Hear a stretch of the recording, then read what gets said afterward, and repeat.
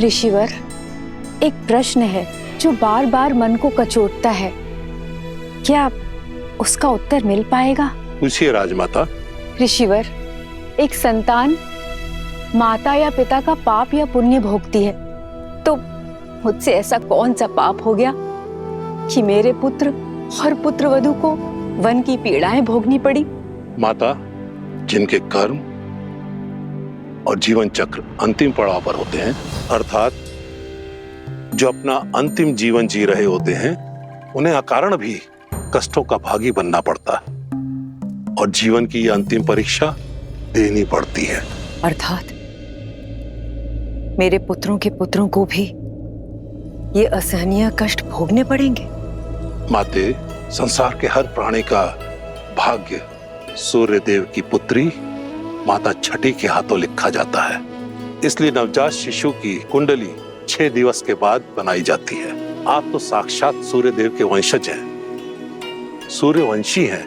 यदि आपकी पुत्र वधुएं आपके पूर्वज सूर्य और उनकी पुत्री छठी माता की आराधना करें, तो भविष्य में उनकी होने वाली संतानों के भाग्य में सुख और समृद्धि आना अटल है। छठी माता की कृपा से शीघ्र ही इस राजमहल में पालना भी बंधेगा और किलकारियां भी गूंजेंगी।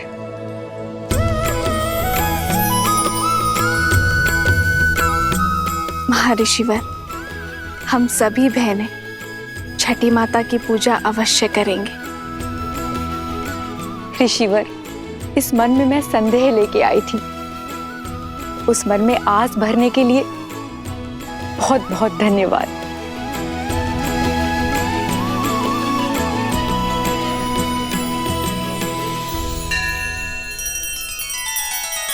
श्री रामचंद्र कृपालु भजु मन हरण भव भय दारुणम नव कंज लोचन कंज मुख कर कंज पद कंजारुणम। सिया राम, सिया राम, सिया राम, सिया राम, सिया राम, सिया राम।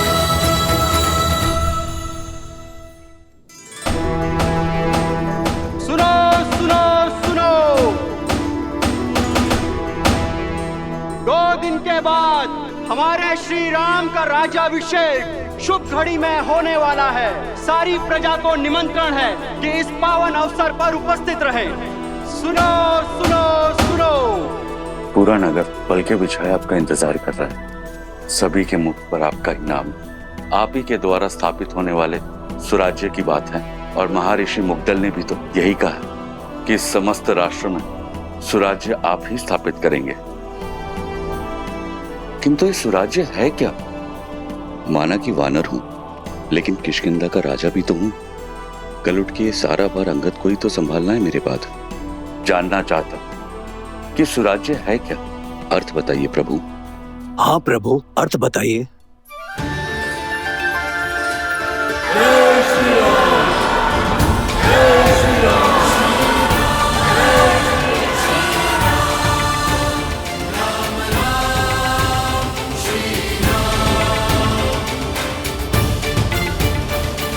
सुराज्य का अर्थ जानना था ना मित्र।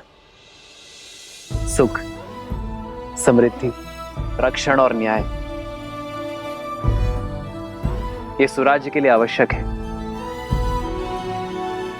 सुराज्य का अर्थ आपके सामने है मित्र।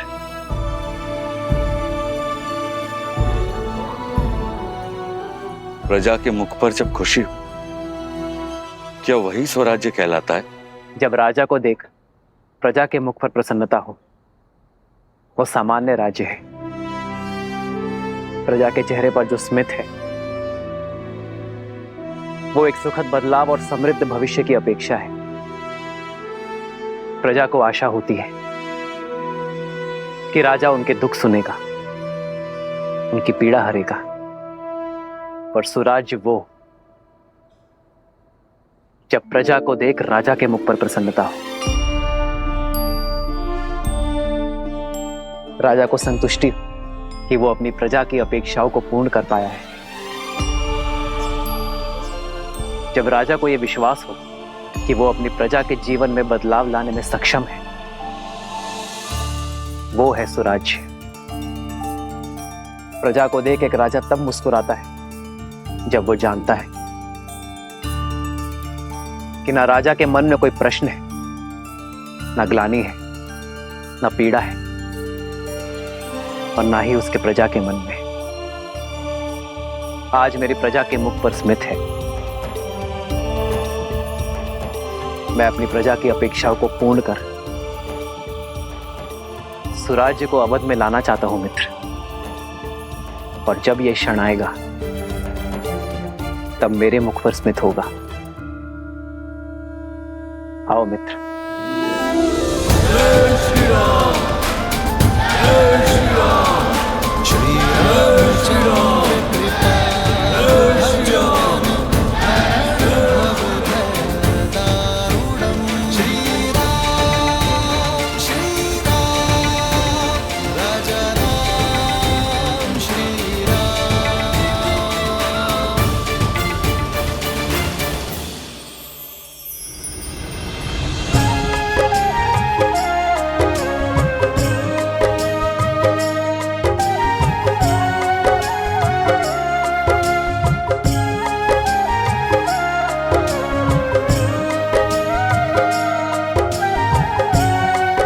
सीता दीदी, हमारे पग को कष्ट ना हो इसलिए ये सारा प्रयास हनुमान जी हमारे लिए कर रहे हैं,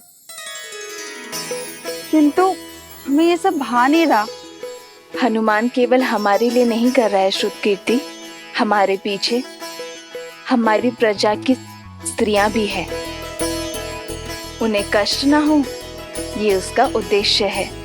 हाँ दीदी, पर ये सब केवल हमारे कारण ही हो रहा है ना? हाँ, ये आरंभ है और इसे रोज का नियम बनाना होगा। प्रातः की शुरुआत कहीं ना कहीं से तो होगी ना।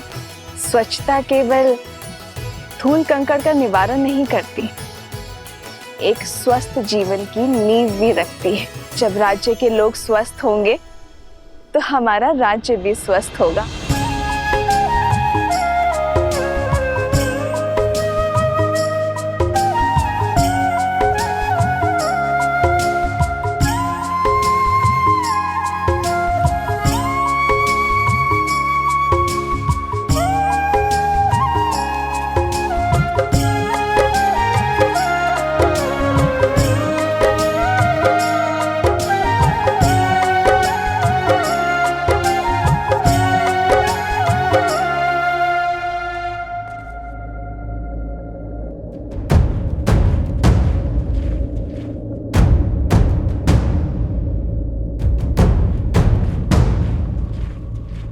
जिस दिन का स्वप्न मैं वर्षों से देख रहा था, वो दिन भव्य और गरिमापूर्ण होगा। इसमें कोई बाधा नहीं आएगी। मित्र, आपके राज्य अभिषेक की पावन घड़ी, उसमें सेना का नियोजन, क्या आपकी प्रजा के मन में भय का निर्माण नहीं होगा कि होने वाले राजा अपने राज्य अभिषेक से पहले सुरक्षा का प्रबंध कर रहे हैं कि कुछ अघटित ना हो? प्रजा और राज्य का रक्षण एक राजा का प्रथम कर्तव्य होता है मित्र। राज्य की सुरक्षा केवल आक्रमण के बाद ही नहीं, उसके पूर्व से करनी होती है। राज्य की सेना एक अन्यायी शासक के राज्य में प्रजा के मन में भय उत्पन्न करती है, तो वही राज्य की सेना एक न्यायपूर्वक शासक के राज्य में प्रजा को धैर्य, आत्मविश्वास और सुख की निद्रा देती है। सुराज्य के लिए राज्य और प्रजा की रक्षा हेतु सतर्क रहना अति आवश्यक है मित्र। जब प्रजा के मन में रक्षण का भय ना हो तो प्रत्येक व्यक्ति अपने कार्य का निर्वहन अधिक कार्यक्षमता के साथ करेगा। इससे राज्य सुख और समृद्धि के मार्ग पर चलेगा मित्र।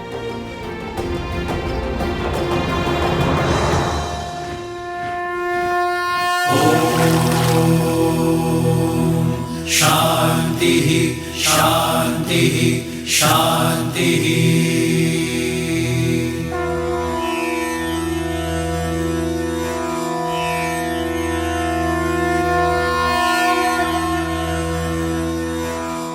हे सूर्यदेव, रघुवंश की कुल वधू की आराधना और आभार स्वीकार करें। हे छठी मैया, ये समस्त राज्य हमारी संतान है, इनका भविष्य सुखमय और समृद्ध बनाइए। अपने तेज से हम सबके जीवन में सुख और समृद्धि का प्रकाश फैलाइए।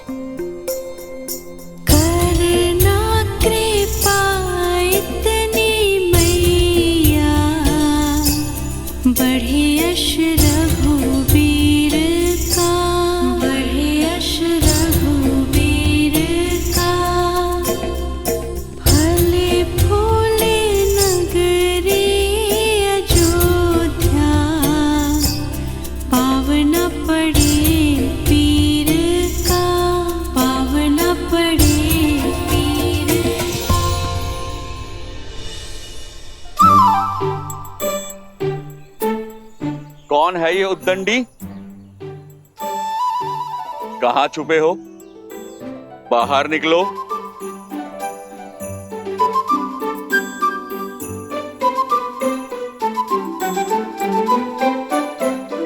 क्षमा कीजिए प्रभु। किस बात की क्षमा? वो हमारी गेंद आपको क्षति पहुंचाई। इसका दंड तो अवश्य मिलेगा, किंतु दंड से पहले एक बात जानना आवश्यक है कि किसी भी क्रीड़ा में ये विशेष ध्यान रखा जाए कि किसी को हानि ना हो, किसी को क्षति ना पहुंचे। जी प्रभु, हम दंड के लिए तैयार हैं। पहले वचन दो कि इस बात का ध्यान रखोगे। हम वचन देते हैं, अवश्य ध्यान रखेंगे। तो अब दंड के लिए सज्ज हो जाओ। अपना हाथ आगे करो।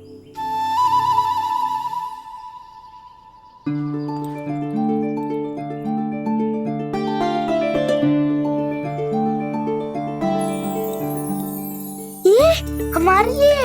हाँ, तुम्हारी प्रामाणिकता के लिए। तुम दोनों छुपकर भाग भी सकते थे, परंतु तुम बुलाने पर आए, अपनी भूल स्वीकार कर दंड का सामना भी किया। यही प्रामाणिकता जीवन भर बनाए रखना। चलो अब एक और खेल खेलते हैं। ये देखते हैं कि तुम सब में सबसे वेग से कौन दौड़ता है। भागो।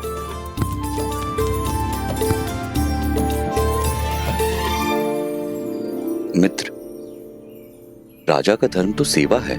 आपने जो इनको ये धन दिया, ये ना लगे कि आप अपने धन का प्रदर्शन कर रहे हैं। जब राजा अपने स्वर्ण और रत्न का प्रदर्शन करता है, तब प्रजा का राज्य के प्रति शक्ति और सामर्थ्य बढ़ता है। मित्र, एक राजा के लिए रत्न प्रदर्शन जितना आवश्यक है, उतना ही घातक धन का मोह है।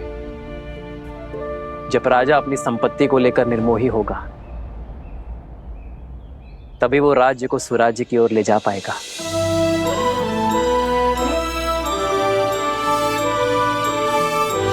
राजा की संपत्ति पर प्रजा का गर्व और राजा के लिए भार हो, यही सुराज्य का सार है। जब राजा अपनी संपत्ति पर गर्व ना करे और उसे अपने कार्यों में प्रयोग करे, तभी राज्य सही अर्थ में सुराज्य होता है। अति सुंदर।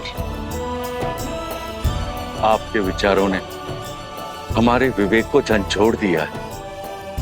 आपके ही मार्गदर्शन से अब से किष्किंधा में भी सुराज्य होगा, राम राज्य का परचम लहराएगा।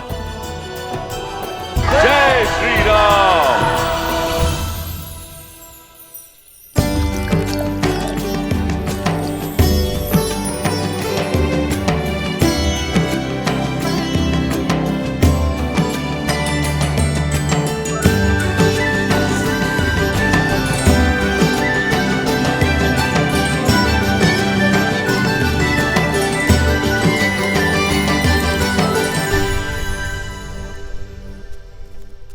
अपराधी हो तुम सब।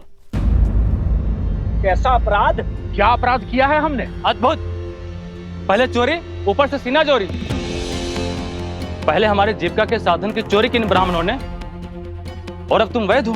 तुम मेरी पत्नी के उपचार और चिकित्सा के लिए मुझसे धन मांग रहे हो, उसके प्राण बचाने के बजाय। मैं ब्राह्मण हूँ, चोरी जैसा शब्द मैं सोच भी नहीं सकता। और ये लकड़ियां यज्ञ के लिए है। ये मेरी जीविका और मेरा धर्म है। हाँ, और औषधियां मेरी जीविका हैं। यदि मैं अपनी औषधियां बिना मोल के दे दूं तो मेरा परिवार कैसे चलेगा? मित्र, ये तीनों ही अपनी जगह सही, अब इसका क्या उपाय है? सुराज्य का चौथा स्तंभ, न्याय। आओ मित्र।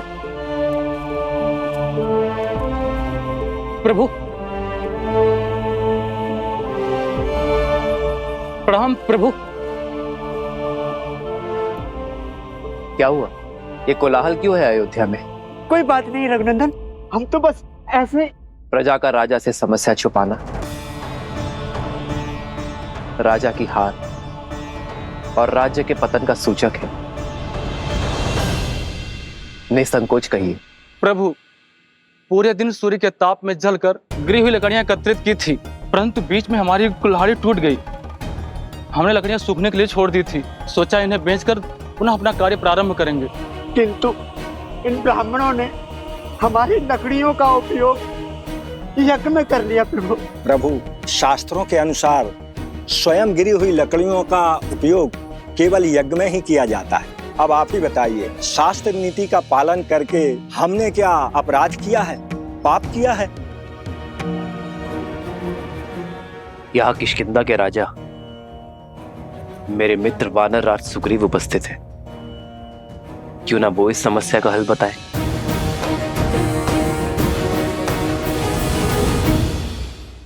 वही सत्य, इन ब्राह्मणों का कोई दोष नहीं।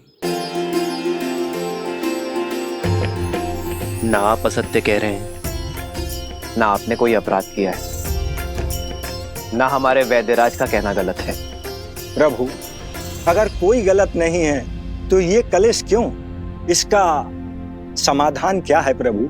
शास्त्रों के अनुसार यज्ञ में स्वयं गिरी लकड़ियों का ही उपयोग करने का निर्देश है, इसलिए ब्राह्मण निर्दोष है। किंतु ब्राह्मणों के लिए न्याय वनवासियों के अन्याय का कारण बना, और वनवासियों का अन्याय वैद्यराज के अन्याय का कारण। वनवासियों की आजीविका का साधन उनसे छिन गया, उनका जीवन चक्र हिल गया। ऐसे में उन्हें पुनः सशक्त करने का दायित्व किसका है?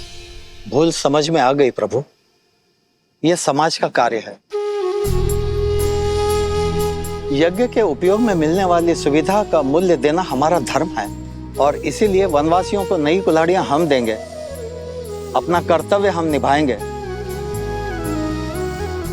प्रभु, हमारे न्याय का आधार धर्म हो चला था, इसीलिए हम भटक गए थे, जबकि हमारे धर्म का आधार न्याय होना चाहिए। मित्र, आज ये घटना आपके समक्ष हुई, इसीलिए ये न्याय हुआ, परंतु तुम्हारी अनुपस्थिति में ये हुआ तो क्या करोगे? जिन्हें आवश्यकता है पहले उनकी सहायता करेंगे मित्र। आप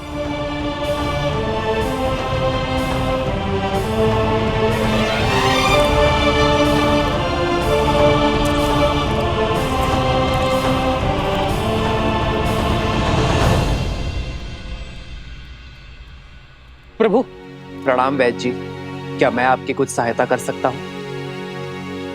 श्री राम श्री राम श्री राम श्री राम श्री रामचंद्र कृपालु भजु मन हरण भव भय दारुणम् नव कंज लोचन कंज मुख कर पंच पद कंजारुणम्।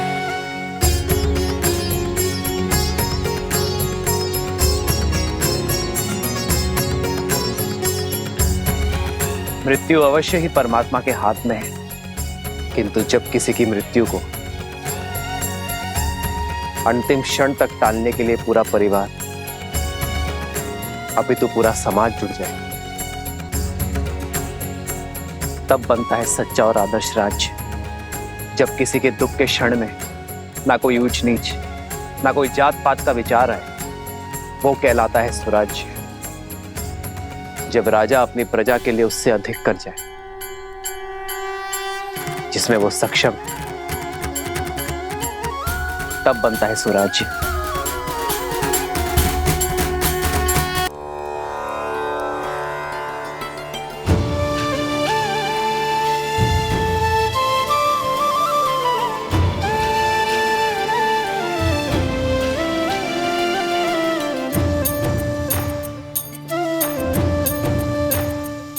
नहाए खाए के अर्थात स्नान और भोग के साथ छठ पर्व का पहला दिन प्रारंभ होता है।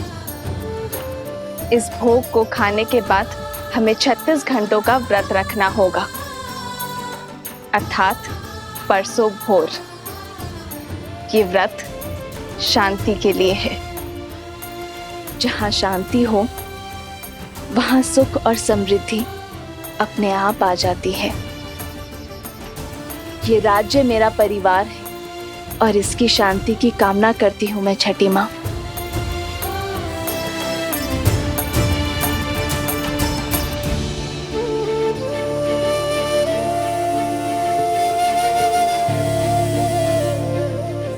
वहां प्रभु श्री राम और यहाँ माता सीता संसार को जीवन जीने का पाठ सिखा रहे हैं।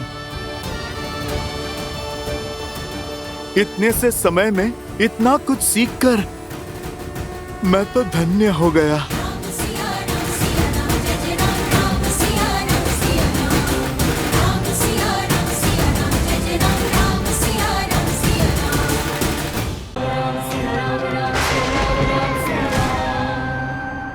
राज्य के लिए राज्य कार्यभार का सही होना आवश्यक है और राज्य कार्यभार समाज व्यवस्था पर चलता है। जीव, अन्न, पानी और आरोग्य ये किसी भी व्यवस्था के मूलाधार है। यदि रोजगार नहीं होगा तो जीविका नहीं होगी। ना कोई अन्न खरीद पाएगा और ना ही कोई रोगी अपना उपचार करवा पाएगा। हमें रोजगार के निर्माण का ये चक्र शुरू करना होगा मित्र। वही राजा को अन्न और जल, इन मूलभूत आवश्यकताओं का संचय और निर्माण करना होगा। एक राजा को आपातकालीन के लिए अन्न का संचय करना होगा, किसानों के लिए जल संचय की सामग्री का निर्माण करना होगा। और रही बात आरोग्य की, तो अपने राज्य में स्वच्छता की नींव रखना, अपनी प्रजा को निरोगी बनाना और आरोग्य केंद्र का निर्माण करना हमारा धर्म यही कर्म करने की बात करता है मित्र। जहां न्याय धर्म का आधार हो वो सामान्य राज्य है, किंतु जहां धर्म का आधार न्याय हो वो सुराज्य है। मित्र, आप धन्य हैं। अब चले मित्र, छठ पर्व में सूर्य को अर्घ देने का समय हो गया है। जैसी आपकी आज्ञा।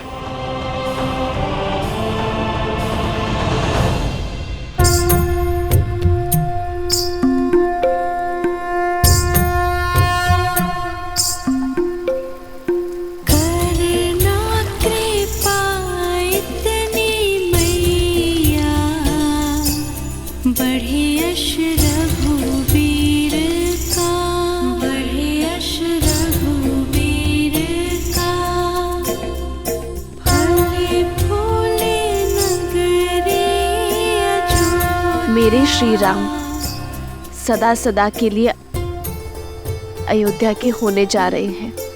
राज्याभिषेक के इस शुभ दिन पर उन्हें आशीर्वाद दीजिएगा छठी मैया।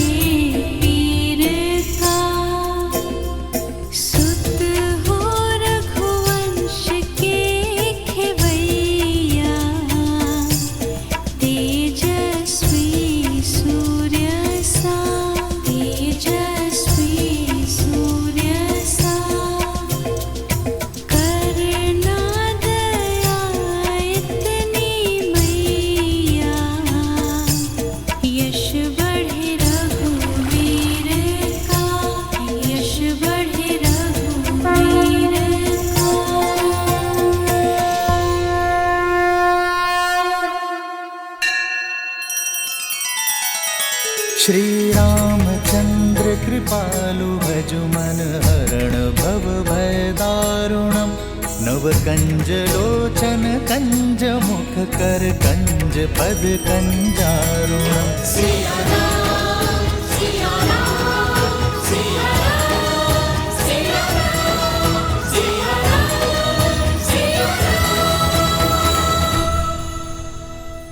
आओ राम। तुम्हारे लिए कलेवा परोस दिया है, तुम्हारा प्रिय दही भात और राजभोग सब है, ग्रहण करो।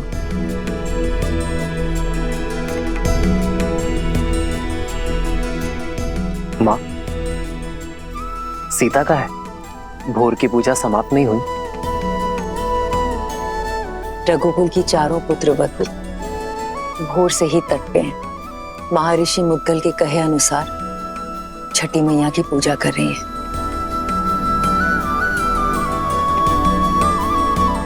कल तुम्हारा राज्याभिषेक है राम। कल के पश्चात बहुत से कर्तव्य, बहुत से दायित्व निभाने हैं तुम्हें। ऐसे में तुम्हारी अर्धांगिनी, तुम्हारी सीता, तुम्हारी शक्ति में भक्ति का बल डालने का प्रयास कर रही है। तुम्हारी लंबी आयु और अयोध्या के सम्मान के लिए प्रार्थना कर रही है। रघुकुल के दीप की सुरक्षा की प्रार्थना कर रही है। तब तो समय लगेगा माँ। कुछ खाया उन चारों ने? कहाँ? 12 प्रहर का उपवास है उनका, जो तुम्हारे राज्य अभिषेक से पहले ही समाप्त होगा। परिवार में पुरुष चाहे सफलता के जिस भी शिखर पर पहुंच जाए, उसका आधार, उसकी धरा एक स्त्री ही होती है। और माँ, घर की उन्नति में पति पत्नी दोनों ही भागी होते हैं ना, तो व्रत केवल स्त्री ही क्यों रखे? मैं भी सीता के लिए व्रत रखूंगा। राम सिया राम सिया राम सिया राम, राम सिया राम सिया राम। और मेरा ये व्रत सीता के प्रति मेरे प्रेम और सम्मान का प्रतीक होगा।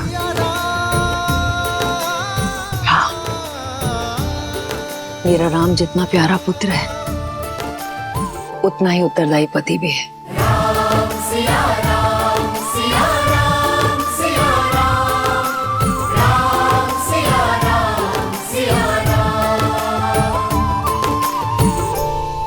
प्रणाम ऋषिवर। कल सुबह सूर्य की पहली किरण के साथ ही श्री राम का राज्याभिषेक होगा और श्री राम जैसा धर्मात्मा राजा पाकर ये धरा धन्य हो जाएगी।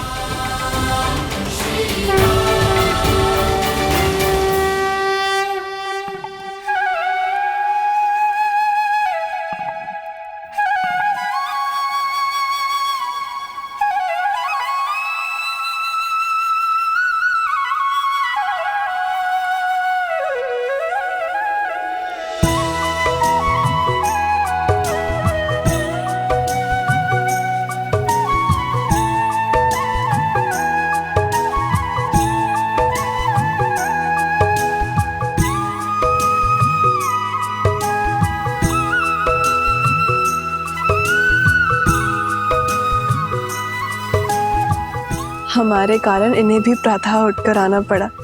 बेचारे, लगता है अभी भी मीठी निद्रा के स्वप्न देख रहे हैं।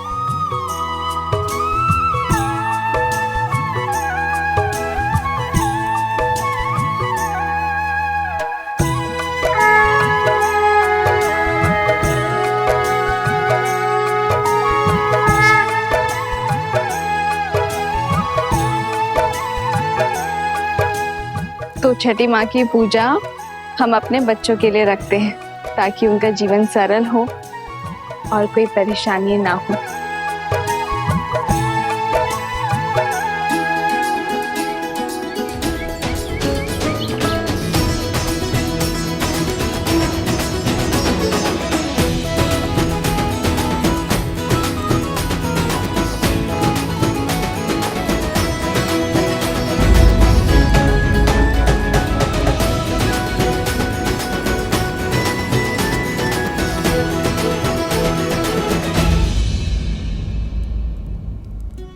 पिछले 14 वर्ष से हमें जिस दिन का इंतजार था, तुम उसका भाग नहीं बनना चाहती हो।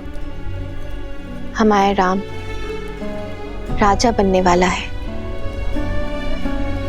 चलो केकई, ये समय बीती बातों का शोक मनाने का नहीं, आने वाली घड़ी के सुख में रंगने का है। आपको मुझ पर क्रोध नहीं आता?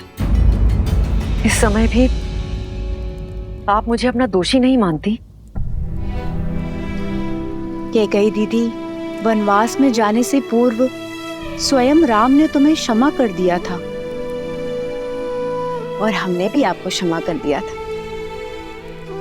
मुझे राम के प्रति तुम्हारे प्रेम में न पहले कोई संदेह था न है। मुझे ज्ञात होता कि समस्त भूमि के राजाओं से मेरा राम राजधर्म सीखेगा, ज्ञान प्राप्त करेगा, तो वनवास का ये वचन पहले मैं मांग लेती। दीदी, आपके भीतर ममता ही नहीं, बुद्धि माता का सागर बहता है। धन्यवाद दीदी। तो दीदी, तनिक आप भी इस ज्ञान की गंगा में गोता लगा लीजिए। भूल का भार छोड़िए और पुत्र के राजाभिषेक में चलिए।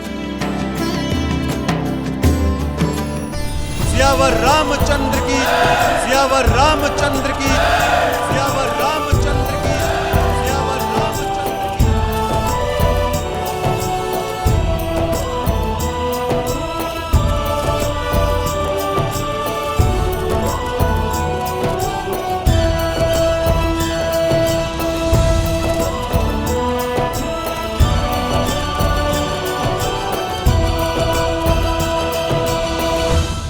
सियावर रामचंद्र की, सियावर रामचंद्र की, सियावर रामचंद्र की, सियावर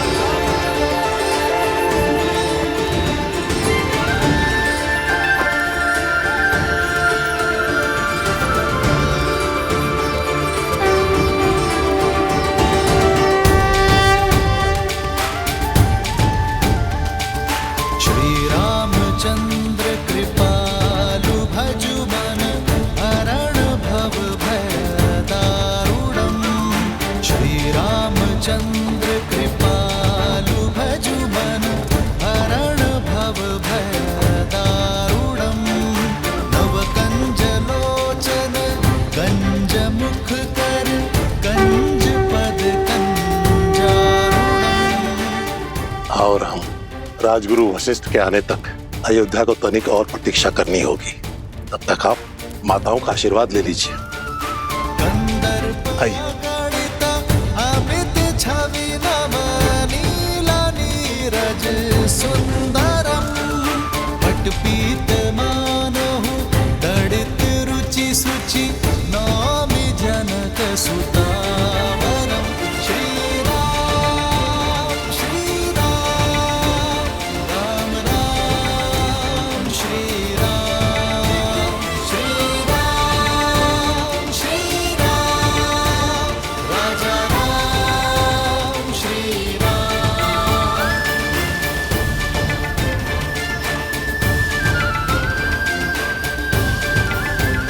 श्री राम श्री राम राम राम श्री राम।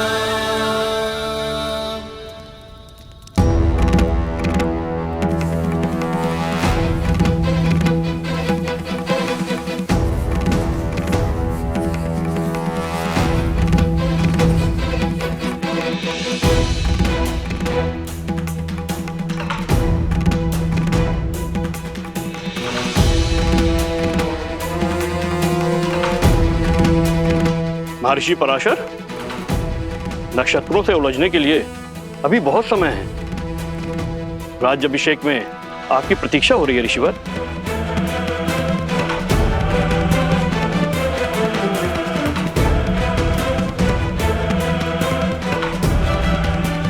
आप इतने गंभीर क्यों हैं ऋषिवर? क्योंकि ग्रहों के संकेत ठीक नहीं है। जब किसी के भाग्य में राहु की छाया पड़ जाती है तो असुरी माया कोई ना कोई कष्ट जरूर देके जाती है। मुझे राम पर विश्वास है। यदि भाग्य में संघर्षों का भंवर है तो वो भी स्वीकार है। और मुझे विश्वास है कि अयोध्या के नए राजा इस भंवर से भी अवश्य पार होंगे। एक राजा के जीवन का संघर्ष उसकी संपूर्ण प्रजा को भोगना पड़ता है। इस राज्य अभिषेक के समय की कुंडली में यह स्पष्ट है कि एक महाआसुरी शक्ति अयोध्या में प्रवेश करने वाली है।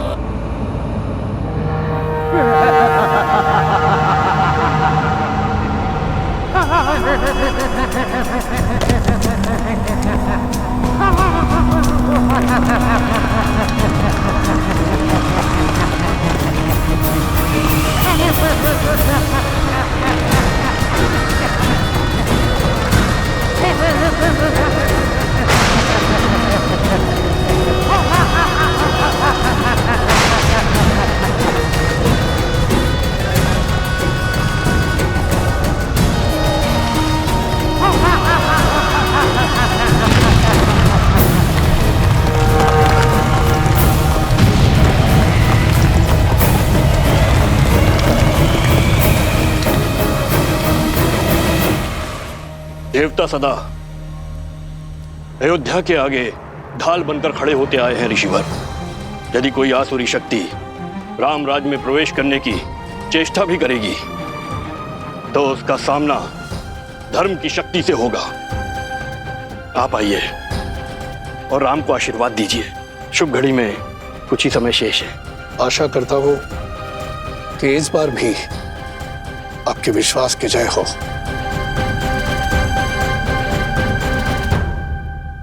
आइए चलिए।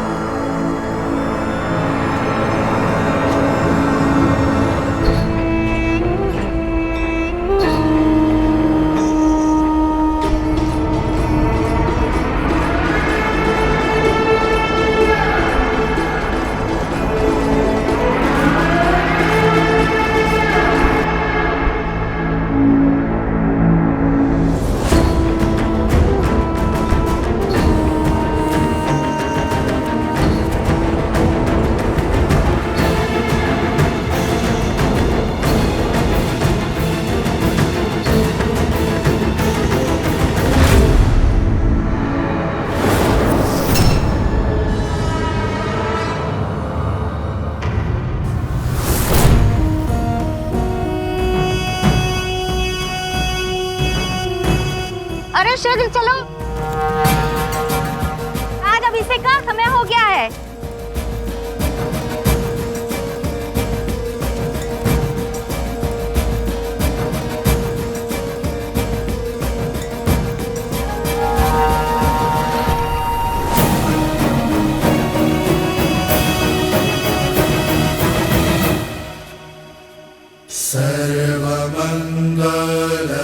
सर्वमंगलमांगल्ये शिवे सर्वार्थसाधिके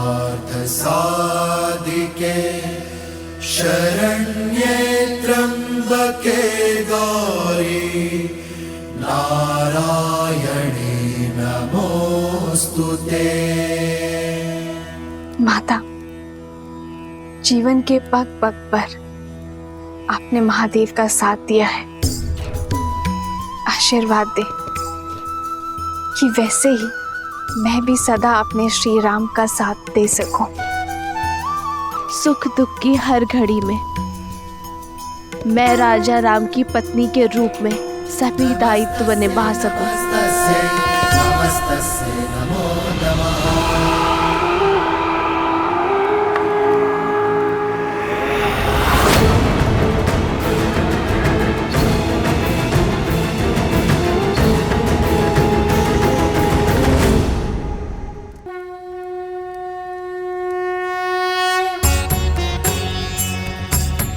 राज्य अभिषेक न केवल एक रीति है बल्कि होने वाले राजा के पवित्र उत्तरदायित्वों के लिए पवित्र प्रारंभ है। रीति अनुसार मंगल बेला में सर्वप्रथम श्री रामचंद्र जी की देह को तेल विविध औषधियों के मर्दन से शुद्ध किया जाएगा। पृथ्वी, जल, अग्नि, वायु, इन चार तत्वों के साथ आकाश तत्व के जुड़ने से इस तन का निर्माण होता है। और इसमें सबसे अधिक रोग उत्पन्न होते हैं वायु तत्व के कारण।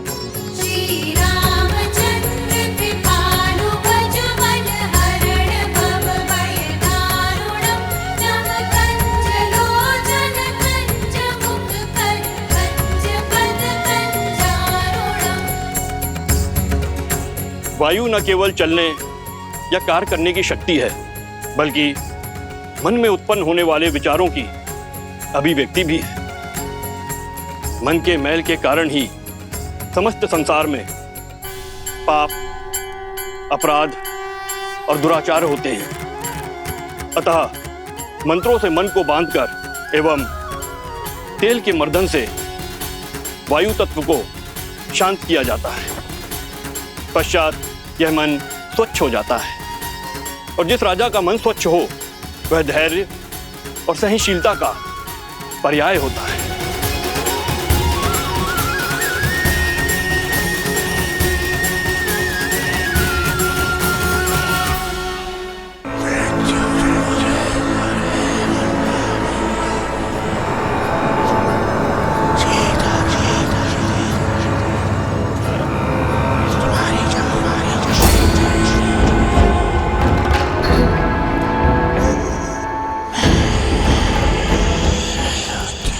ना जाने कौन बड़बड़ाया जा रहा है, कानों में विचित्र स्वर आ रहा है, ना ही कुछ समझ में आ रहा है और ना ही कोई दिखाई दे रहा है। जाने कौन है जो पूजा भी नहीं करने दे रहा है।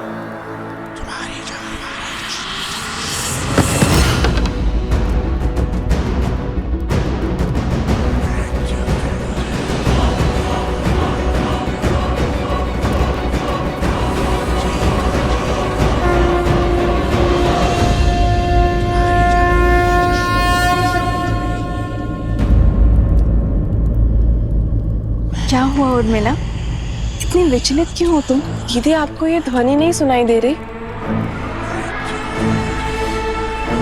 कैसी ध्वनि? मुझे तो कुछ सुनाई नहीं दे रहा है।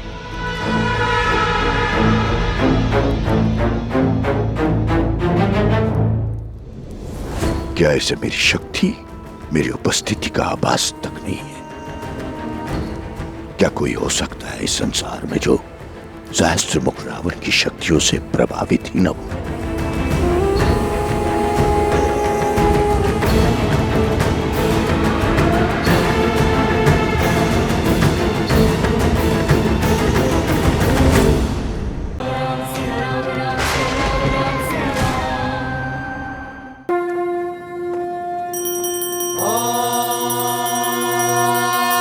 स्वस्ति न इंद्रो वृणश्रवाः स्वस्ति न पूषा विश्ववेदाः स्वस्ति नस्ताक्षो अरिष्टनेमि स्वस्ति न बृहस्पतिर्दधातु। ओम शांति शांति शांति। तेल के मर्दन से वायु तत्व शांत हो जाता है। तन के साथ साथ मन भी स्वच्छ हो जाएगा, ताकि राजा सदा उचित मार्ग को चुने और धर्म का पालन कर सके।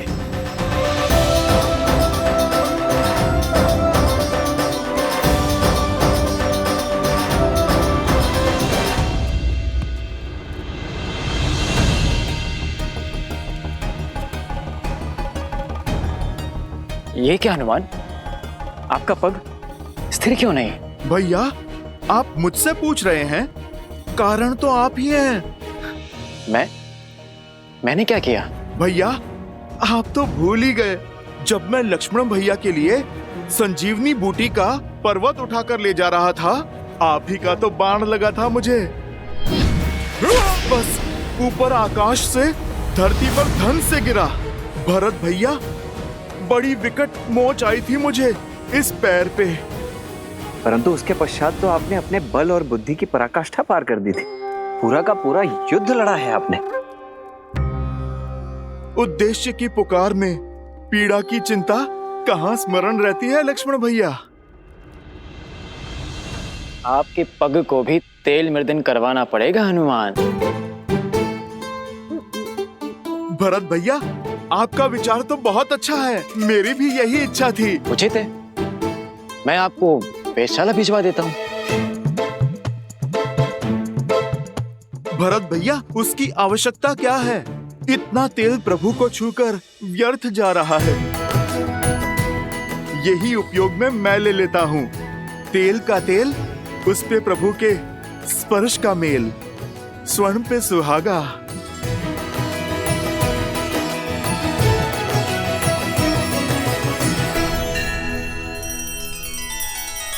श्री रामचंद्र कृपालु भजु मन हरण भव भय दारुणम नव कंज लोचन कंज मुख कर कंज पद कंजारुणम। सिया राम सिया राम सिया राम सिया राम सिया राम सिया राम।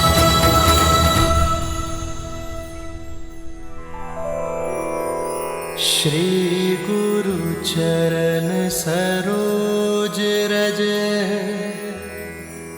निज मनु मुकुरु सुधारी बरनउँ रघुबर बिमल जसु जो दायक फल चारि। यही तेल प्रभु श्री राम को स्पर्श करके आया है, मेरे तन और मन को स्थिरता दे सकता है। समझ रहे हैं भरत भैया? सब समझ में आ रहा है लक्ष्मण। इनके पग की पीड़ा, इनके तन की अस्थिरता, सब बहाने हैं हनुमान के। सत्य तो ये है कि भैया के तन को स्पर्श करके आया हुआ तेल भी हनुमान के लिए प्रसाद है, पावन है। सच में हनुमान की भक्ति अनुपम है। पर ये तो कम है, अभी तो और अभिषेक होंगे। भैया को माटी भी लगाई जाएगी। क्या हनुमान वो भी अपने तन में मल लेंगे? कहीं यह विचित्र दृश्य ना प्रस्तुत हो जाए। उचित कह रहे हो शत्रुघ्न। भ्राताओं, बहुत बड़ी भूल हो गई हमसे। सीता भाभी माँ के साथ ही रखना चाहिए था हनुमान को। अब और न जाने क्या क्या खेल दिखाएंगे ये। भरत भैया, जो पहले ना हो सका वो अब भी तो हो सकता है। अर्थात हनुमान जी, एक कार्य तो शेष रह गया। हमें शीघ्र भाभी माँ को यहाँ बुलवाना होगा। वो क्या है कि भैया के शीश पर जब अयोध्या का राजमुकुट सजेगा तो उन पर प्रथम पुष्प वृष्टि करने का अधिकार तो भाभी माँ को ही है ना। तो समस्या क्या है लक्ष्मण भैया? प्रभु के कार्य में कोई भी विघ्न नहीं आएगा। राम लखन सीता सहित हृदय बसहु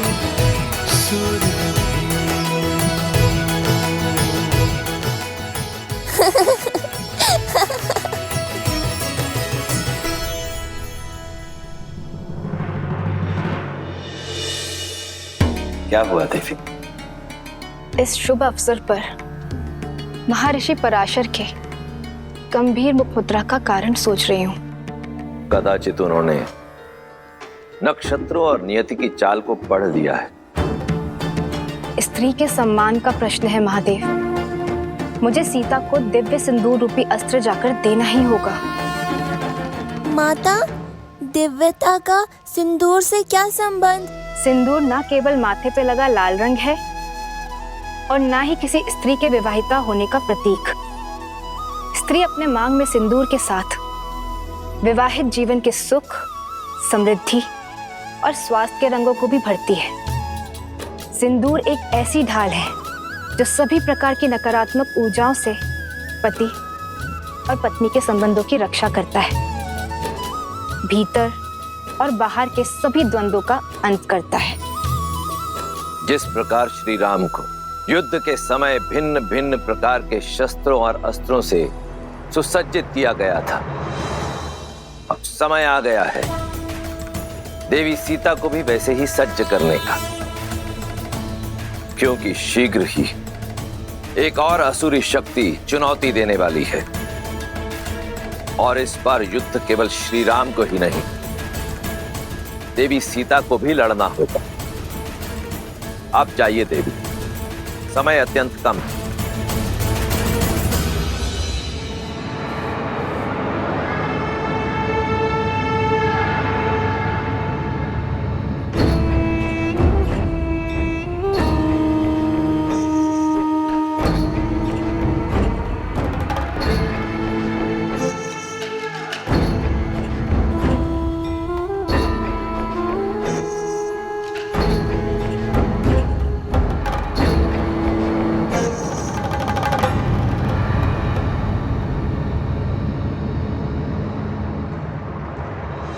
अद्भुत, अप्रतिम है ये सुंदरी।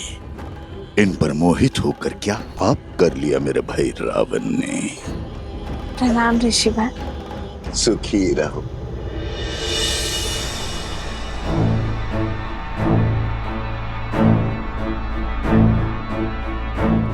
तुम्हारी सखिया कुछ विचलित लग रही है। हाँ ऋषिवर, इन्हें कुछ विचित्र स्वर सुनाई दे रहा है, किंतु मुझे कोई अनुभव नहीं हो रहा। अद्भुत। ब्रह्मांड में निरंतर अनेक ध्वनियां गूंजती रहती हैं। शब्दों और विचारों की तरंगे उठती रहती है। दुर्भाग्य होता है उन लोगों का जो उसे सुन नहीं पाते। कोई बात नहीं,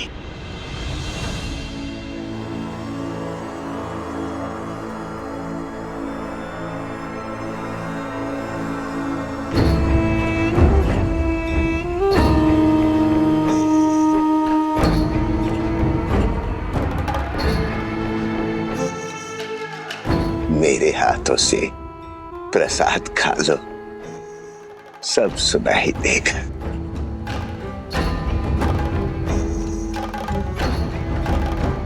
लो।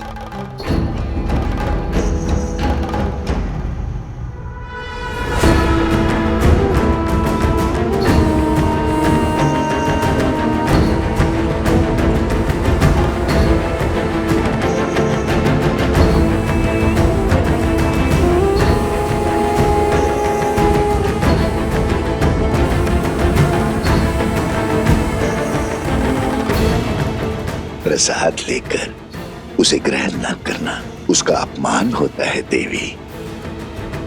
ग्रहण करो।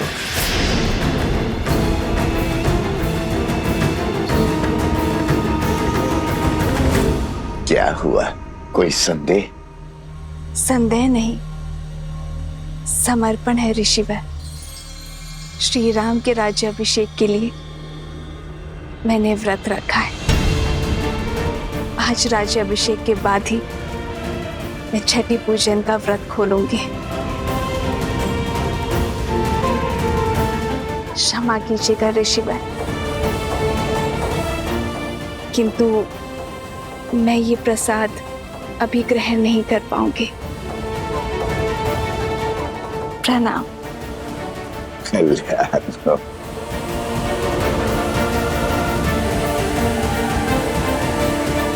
कल्याण हो।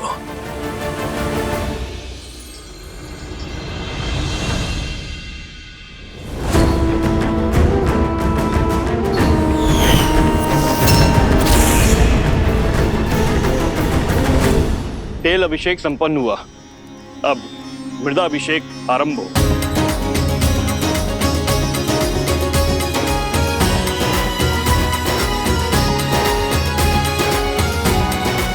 पर्वत पर देवताओं का वास होता है, इसीलिए पर्वत शिखर की माटी को राजा के मस्तिष्क पर लगाने से राजा की बुद्धि भी देवताओं की भांति तीव्र और दयालु होती है।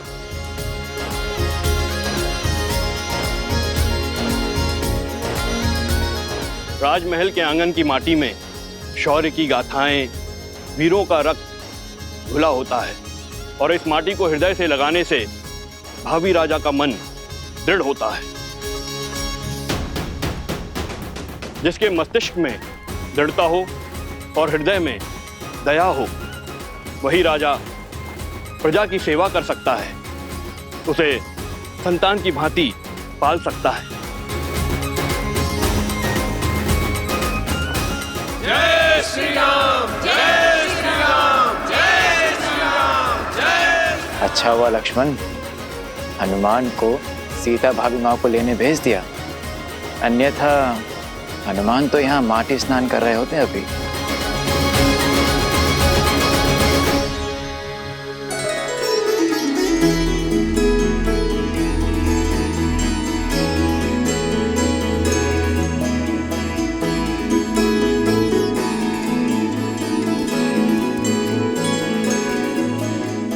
कहाँ है मैया? उन्हें तो शीघ्रातिशीघ्र प्रभु के पास लेकर जाना है।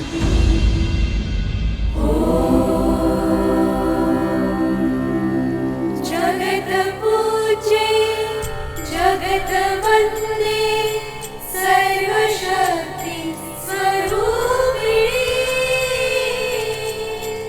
पार्वती देवी नमः।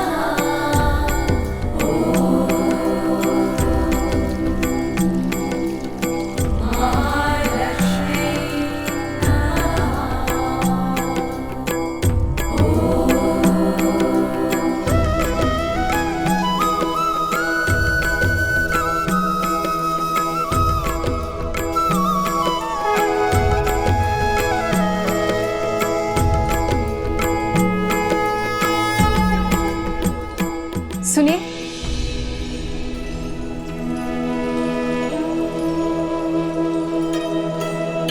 जी,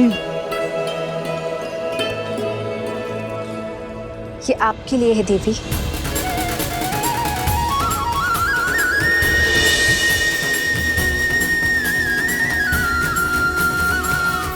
आप मुझे जानती हैं?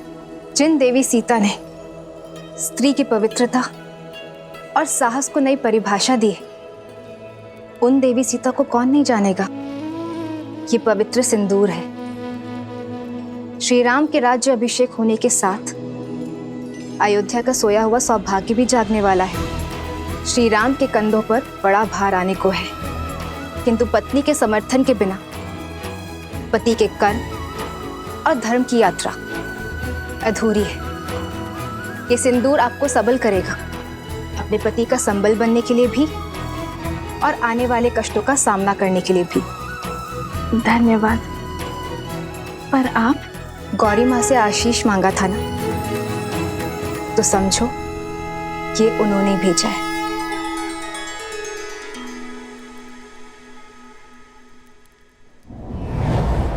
सर्वमंगल मांगल्ये शिवे सर्वार्थ साधिके शरण्ये त्र्यंबके गौरी नारायणी नमोस्तुते, नारायणी नमोस्तुते।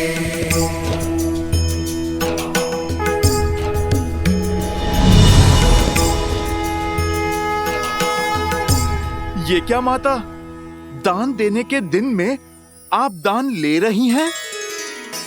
ये दान नहीं, प्रसाद है हनुमान। अच्छा माता, पर प्रसाद तो खाया जाता है ना, आपने मस्तक पर क्यों लगाया? क्योंकि इसका यही कार्य है। जब पत्नी अपने पति का नाम लेकर आज्ञा चक्र पर कुमकुम से तिलक लगाती है, तो उसका मन उसके साथी के साथ जुड़ जाता है। वैसे ही जब मांग में पूरी आस्था और विश्वास के साथ ये सिंदूर लगाया जाता है, तो एक स्त्री का जीवन उसके पति के साथ बन जाता है। माता, ये तो बड़ा कठिन विवरण है। समझो, इसे अपने मस्तक पर धारण करने से श्री राम की आयु बढ़ती है, मन में उनके लिए प्रेम बढ़ता है और समाज में उनकी प्रतिष्ठा। क्योंकि मेरे मन में केवल श्री राम है।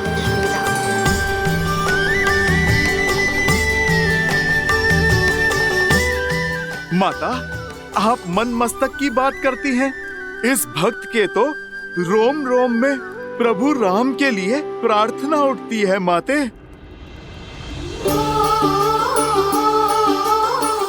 किंतु यदि मैंने अपने पूरे शरीर पर ये सिंदूर का लेप लगाया तो ये समाज मेरे पति का उपहास उड़ाएगा, मेरे प्रेम पर हंसेगा।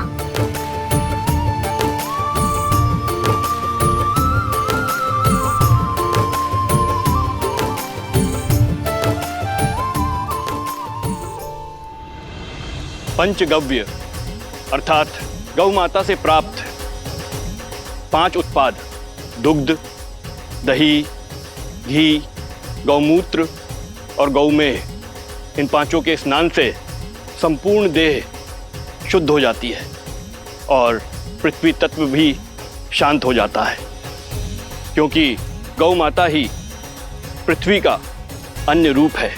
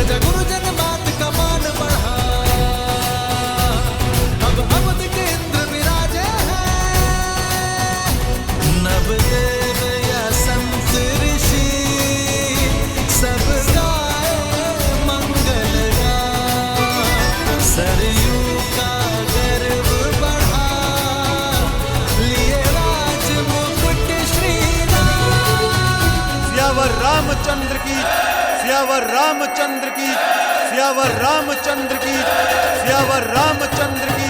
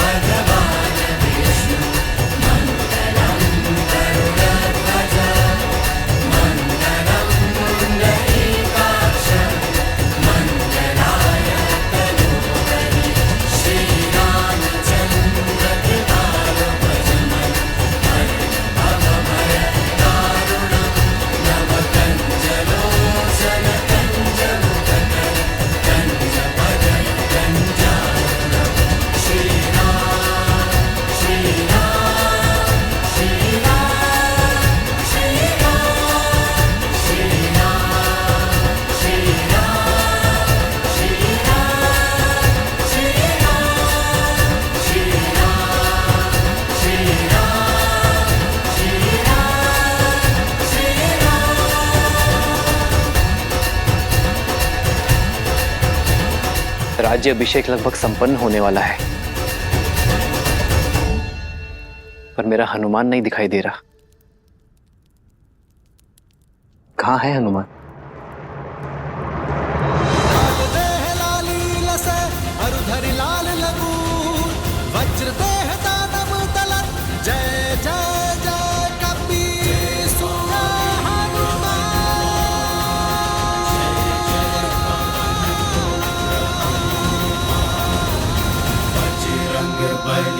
हनुमान जय जय महाबली हनुमान।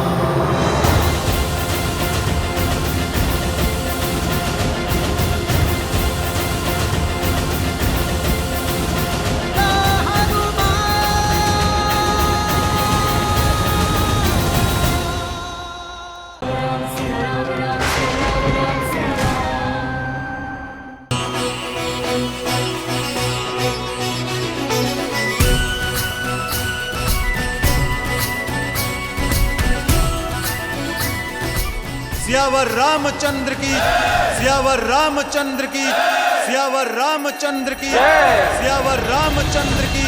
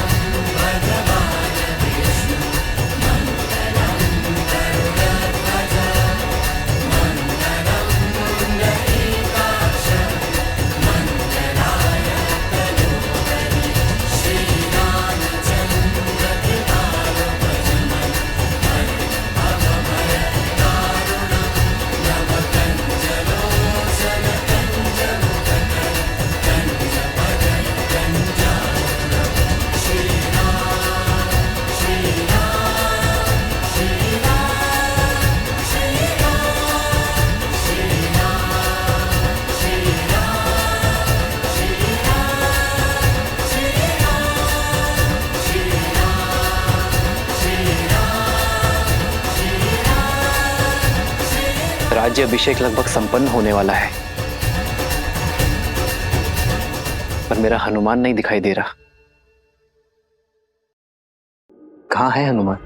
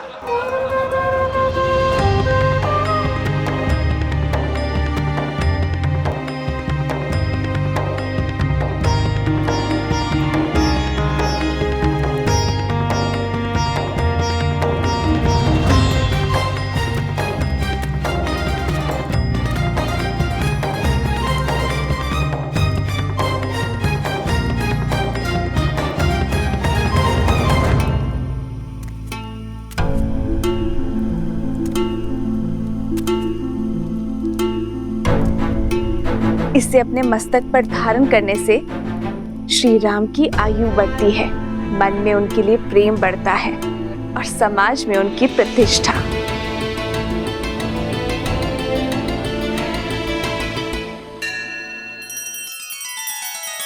श्री रामचंद्र कृपालु भजु मन हरण भव भय दारुणम नव कंज लोचन कंज मुख कर कंज पद कंजारुणम। सिया राम, सिया राम, सिया राम, सिया राम, सिया राम, सिया राम। माता, आप चिंता ना कीजिए। ना मुझे किसी के ठाठ से अंतर पड़ता है और ना ही उपहास से। मेरे लिए मेरे प्रभु का जीवन, उनका सम्मान, उनका मुझसे प्रेम महत्व रखता है। माता, आपने तो मुझे अनोखा मार्ग दिखा दिया। आपके मस्तक पे एक चुटकी सिंदूर लगाने से मेरे प्रभु का सम्मान इतना बढ़ गया। तो माता, आप सोचिए, मेरे प्रभु का सम्मान और प्रभु का मुझसे प्रेम अब कितना बढ़ेगा। क्योंकि माता, मैंने तो अपने रोम रोम को सिंदूर के रंग से रंग लिया है। मैंने तो अपनी पूंछ का भी एक छोटा सा भाग भी नहीं छोड़ा। तो माता, आप बताइए ना, इस लाल देह से मेरे प्रभु का जीवन और कितना बढ़ेगा।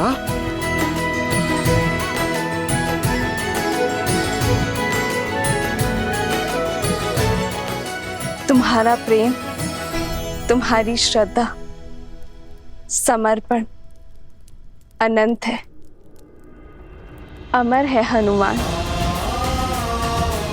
तुम चिरंजीवी रहोगे और जब तक तुम रहोगे तुम्हारे हृदय में श्री राम का प्रेम सदा के लिए धड़कता रहेगा।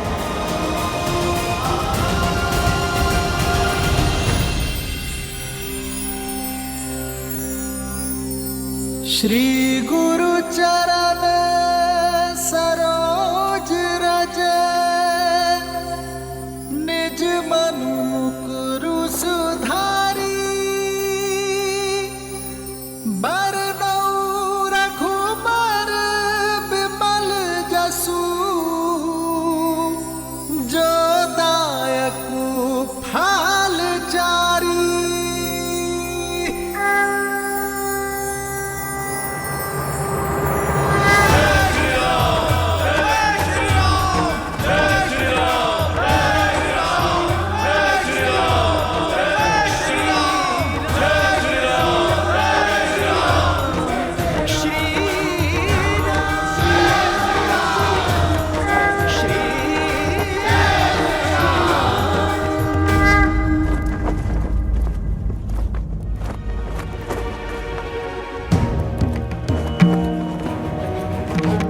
इस राज्य अभिषेक के समय की कुंडली में यह स्पष्ट है कि एक महाआसुरी शक्ति अयोध्या में प्रवेश करने वाली है।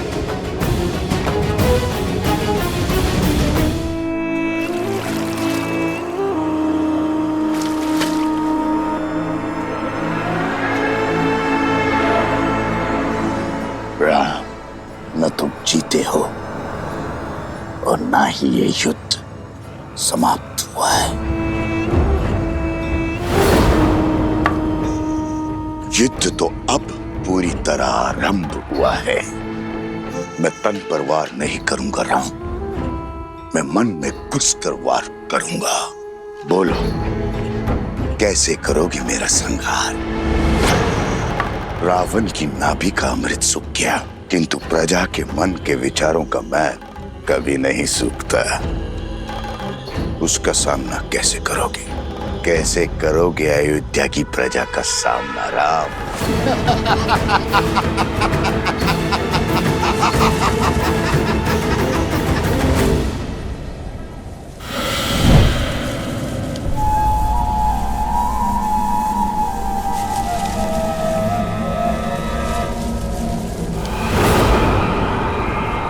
भूल हो गई मुझसे, जो आपसे सहायता की आस कर बैठी मैं, आपके द्वार पर प्रतिशोध की भिक्षा मांग बैठी मैं। अपने हाथ पे हाथ धरे देखते रहे और वहां राक्षस राज्य का अंत करने वाला वो राम, उसका राज्य अभिषेक हो गया। पराजय है ये आपकी।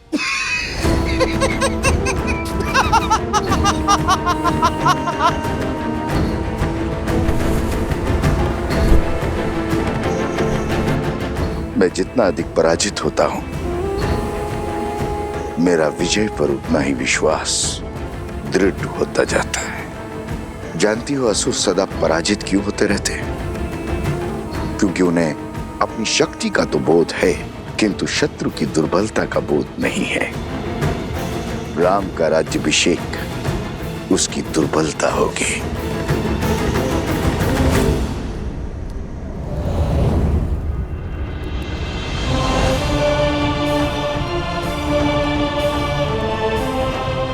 प्रणाम आचार्य। प्रणाम महर्षि। राज्य अभिषेक की कोटि कोटि बधाई हो अयोध्यापति, किंतु हर बधाई के साथ एक चुनौती जुड़ी होती। आपने पापियों का संहार तो किया, पाप का नहीं। दशानन को मारा, मगर उसकी सोच को नहीं। पाप की सोच एक ऐसा छलिया है जो बार बार स्वरूप बदलकर सामने आता और प्रहार करता। मैं वार करूंगा तो राम, प्रतिकार करेगा। मैं युद्ध में विश्वास नहीं रखता। मैं 1000 छोटे छोटे घाव में विश्वास रखता हूं, और वो घाव मैं उसे नहीं दूंगा, उसके अपने देंगे। और जब घाव अपने देंगे तो लाचार होगा और पीड़ा भी अधिक होगी। अर्थात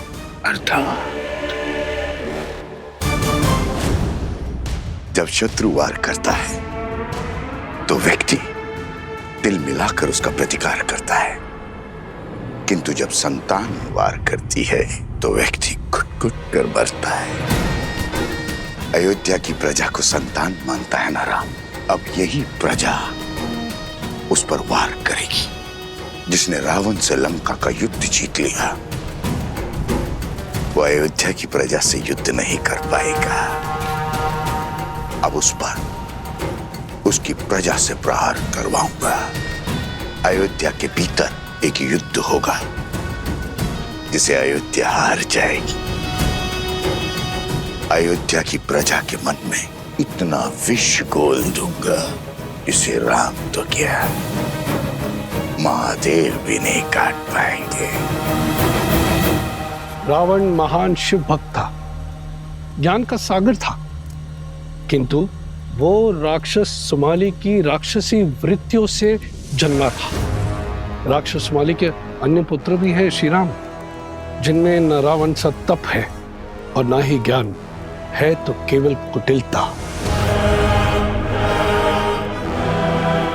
क्षमा करें महर्षि, अयोध्या के उत्तर की ओर भरत भैया है, पूर्व की ओर लक्ष्मण भैया और पश्चिम की ओर मैं, और दक्षिण की ओर हनुमान जी हैं। हम 4 बलशाली अयोध्या के द्वारपाल हैं। हमारे होते अयोध्या को किसका भय? पांव पर पादुका पहनने से, बाहर के कष्ट से बचा तो जा सकता है कुमार शत्रुघ्न, किंतु फोड़ा यदि देह के भीतर से निकले तो क्या करोगे? जब अग्नि घर के भीतर ही लगी हो तो द्वार बंद करने से कोई लाभ नहीं होगा।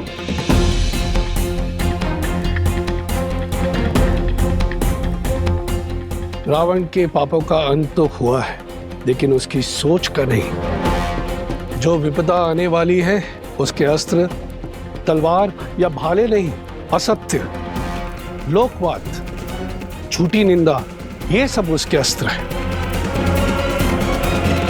शब्द उसका ब्रह्मास्त्र है।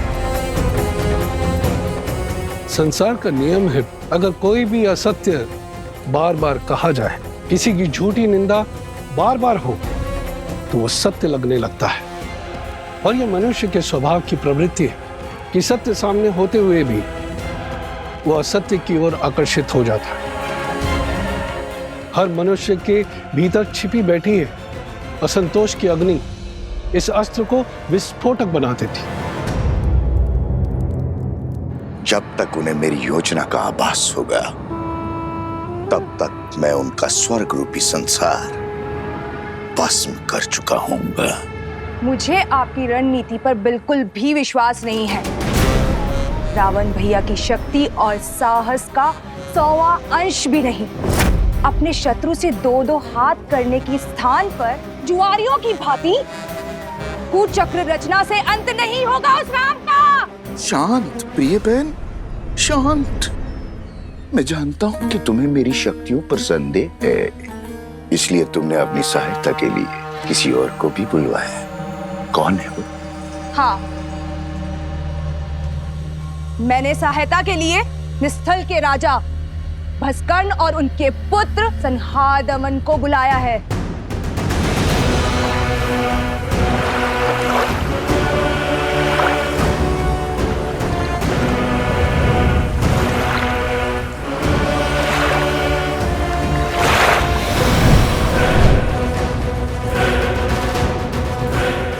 ये महाअसुर भस्कर्ण के सैनिक हैं। आप मेरे साथ? तुम्हारे महाराज को वरदान है कि जब तक वो जल में, वायु में या पृथ्वी पर खड़े होंगे उनका वध करना असंभव है। हाँ।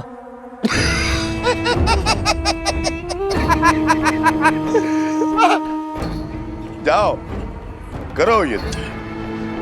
किंतु एक बात स्मरण रहे, राम पर विजय केवल सहस्त्र रावण पा सकता है। जाओ, अपनी योजना को आकार दो।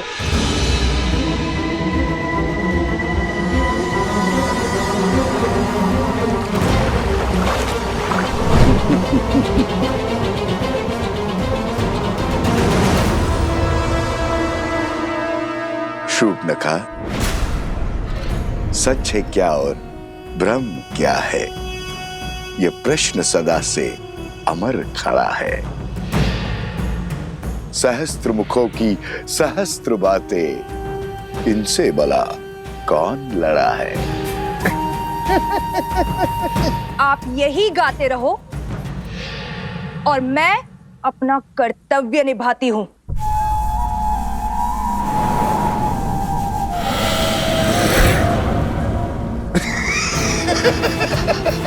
राम राज्य पर अनिष्ट की छाया तक नहीं आएगी महर्षि।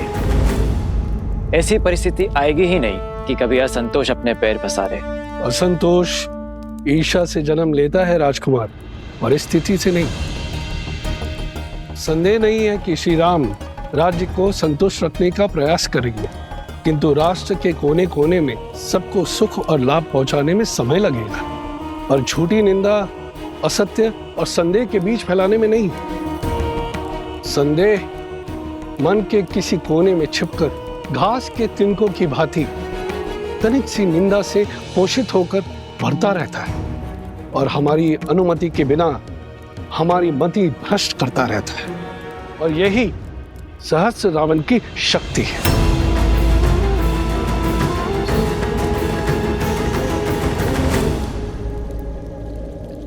मैं राजनीति नहीं, भविष्य जानना चाहता हूं महर्षि। क्या छुपा है भविष्य के गर्भ में? अव्यवस्था, अराजकता, विजय भी होगी, किंतु भयंकर पीड़ा और संघर्ष के बाद। मानव जीवन तो है ही दुखों और संघर्षों का सागर, इससे भय क्या? मैं तो अयोध्या के विषय में पूछ रहा हूं महर्षि। मैं भी अयोध्या के विषय में ही बता रहा हूं राजन।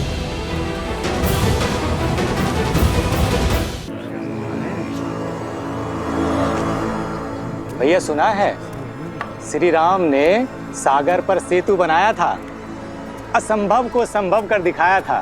देवी देवताओं की विशेष कृपा है हमारे महाराज के ऊपर। सुना तो यह भी है कि रावण कोई साधारण योद्धा नहीं था। कहते हैं युद्ध बहुत ही भयावह था और बहुत दिन तक चला।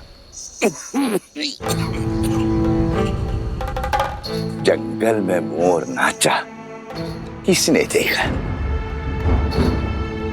न मोर न युद्ध। अच्छा, तुम कहना चाहते हो श्री राम ने रावण को नहीं मारा? न सेतु बांधा न युद्ध हुआ। नहीं नहीं भैया, मैंने ऐसा कब कहा? अरे हुआ होगा युद्ध, पर ऐसा नहीं जैसा सब बता रहे हैं।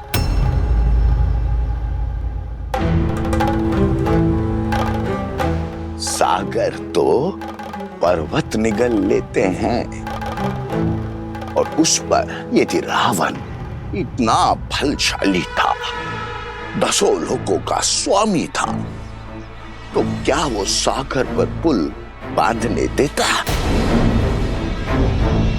कदापि नहीं। तो क्या हमारे राघव असत्य कह रहे हैं? राम राम राम, ऐसा मैंने कब कहा भैया? अरे श्री राम गए होंगे लंका और रावण को ललकारा होगा, और रावण भी आ गया होगा रणभूमि में, और श्री राम ने एक बाण से उसका वध कर दिया होगा, बस।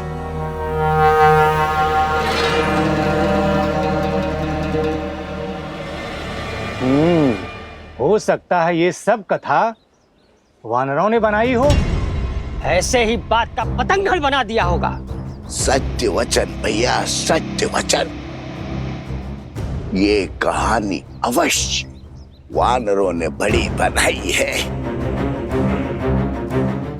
श्री राम तो रघुकुल वंशज है, सोचा होगा श्री राम की यश की गंगा में हाथ धो लेते हैं।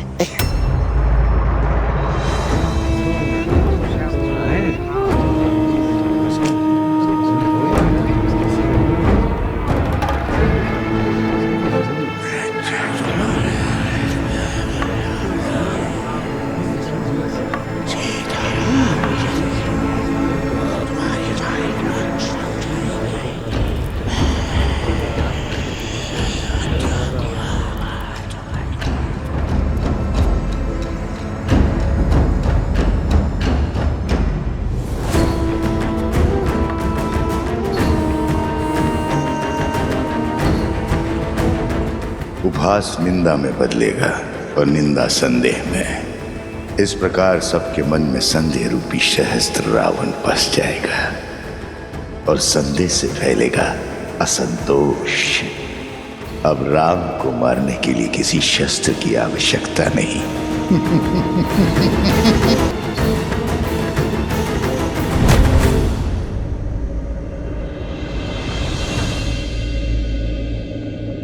अरे क्या हुआ? तुम सब इतने विचलित क्यों हो? राज्य में विचित्र सी बातें फैल रही हैं कि हम युद्ध की अनुचित कथाएं बता रहे हैं, असत्य कह रहे हैं। आप ही बताइए, हम प्रभु श्री राम के शौर्य का झूठा वृत्तांत क्यों सुनाएंगे? क्या आपकी वीरता कोई गाथा है? अर्थात पाप ने अपने पग पसारना आरंभ कर दिया है। कौन है जो इस असत्य का डंका बजा रहा है? मुझे उसे खोजना ही होगा।